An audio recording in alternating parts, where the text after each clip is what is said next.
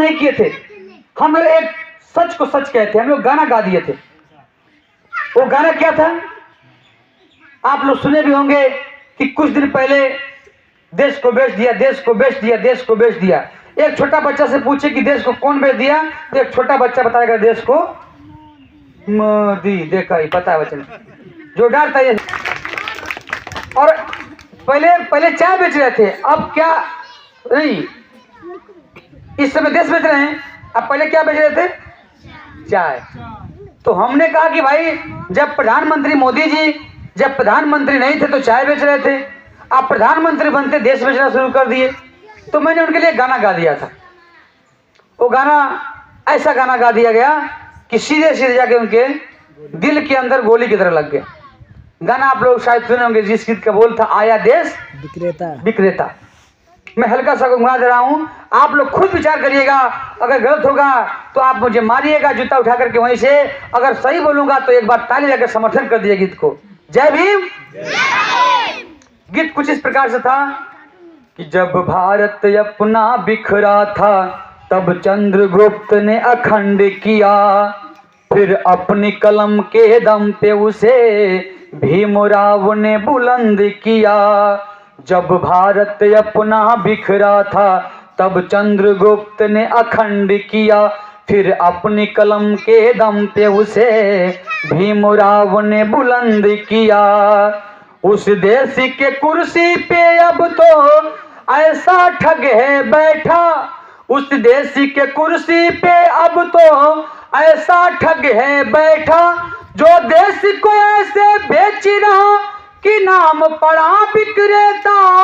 ओ चाय बेचते बेचते अब बन गया देश विक्रेता।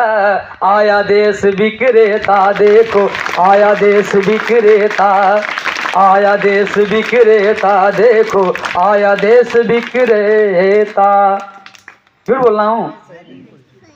देश विक्रेता पूरा देश को बेचा। और क्या कहा कि काला धन लामूंगा कह के भारत का कोष भी साफ किया, श्रमिकों को भूखे मार रहा, धनिकों का कर्ज भी माफ किया। सही बात है ना? वो कहते काला धन लाऊंगा, नोटबंदी हो गया। और ये भी बोले कि मैं नौकरी दूंगा, क्या मिला? क्या नौकरी छीन लिए। और वो बोले कि मैं 15 लाख रुपया दूंगा, मिला क्या? हेलो चेक, 15 लाख का चेक मिला क्या? हेलो चेक मिला? चेक नहीं मिला, चेक 15 लाख का। तो ही मैंने कहा हो काला धन लाऊंगा कह के भारत का कोष भी साफ किया, श्रमिकों को भूखे मार रहा, धनिकों का कर्ज भी माफ किया, धनिकों का कर्ज भी माफ किया। लाखों का सूट पहन के भी खुद को फकीर है कहता। वो कहते कि मैं तो फकीर हूँ, झोला उठाऊंगा चल दूंगा। लेकिन हमारे भारत देश की जनता पागल नहीं है, वो चेक करिए कि झोला में क्या क्या बेच के लेके जा रहे हो। सही बात है ना? मैंने कहा कि लाखों का सूट पहन के भी खुद को फकीर है कहता, जो देश को ऐसे बेच रहा कि नाम पड़ा विक्रेता। और चाय बेचते बेचते अब बन गया देश विक्रेता। आया देश विक्रेता, देखो आया देश विक्रेता। जब ये गाना गाया बताया मैंने तो उनको मिर्ची लग गई। और उनको मिर्ची लगी तो मैं क्या करूं, उनको मिर्ची लगी तो मैं क्या करूं, क्योंकि उनको मिर्ची तो हमेशा लगता है। सर मेरा समाज अच्छा कपड़ा पहनता तो उनको मिर्ची लगती है, हमारा समाज अच्छा खाना खाता तो उनको मिर्ची लगती है, हमारा समाज अच्छा घर जब बनाता है तो मिर्ची लगती है। मेरे गांव का एक ठाकुर है, कहता है कि इस चमन का जब गिरता है ना ईंटा तो हमारे 1 सुतोई ब्लड जल जाता है, खून जल जाता है। मौका ऐसा ही बाबा साहब की वजह से हमारा समाज घर बनता रहेगा। अब तुम्हारा सुतई सुतई खून जलते जलते मर जाओगे साले कहीं का। तुम नहीं मर जाएगा, खून का मौका तो पाने का धमकी दिया लोगों ने। आप सब लोग को पता होगा कि मैं 1-1 रुपए इकट्ठा करके, मैं भी बहुत बड़ा परिवार से नहीं हूँ, मैं अमीर बाप का बेटा नहीं हूँ, मैं भी गरीब बाप का बेटा हूँ, लेकिन मैं अपने आप को अमीर समझता हूँ। क्योंकि जिसके माता पिता, जिसके भाई हैं, जिसके बहन है, जिसके इतना बड़ा समाज है, वो कैसे गरीब हो सकता है?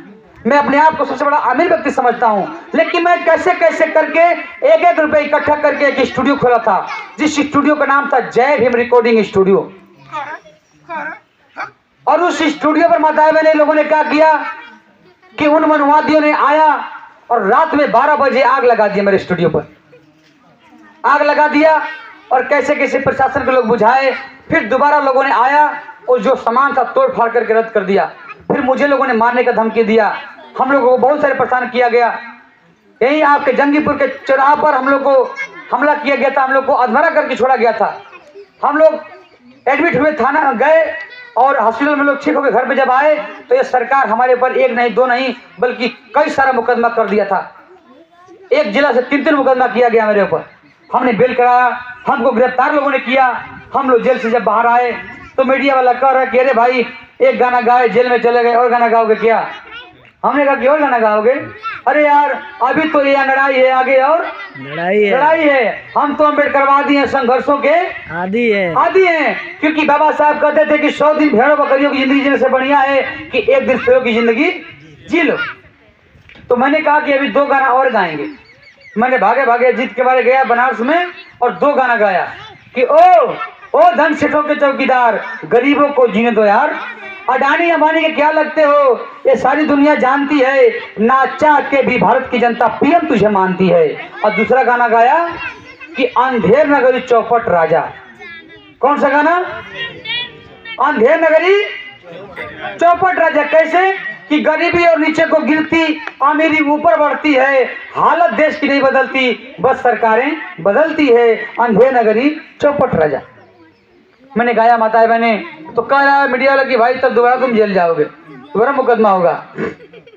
तो मैंने कहा कि देखो भाई, जिंदा जो मछली होती है ना, वो जिंदा मछली हमेशा उल्टा चलती है, धारा के विपरीत चलती है। और जो मरी हुई मछली होती है, मरी हुई मछली उस धारा में बह जाती है। बात समझ रहे हैं आप लोग?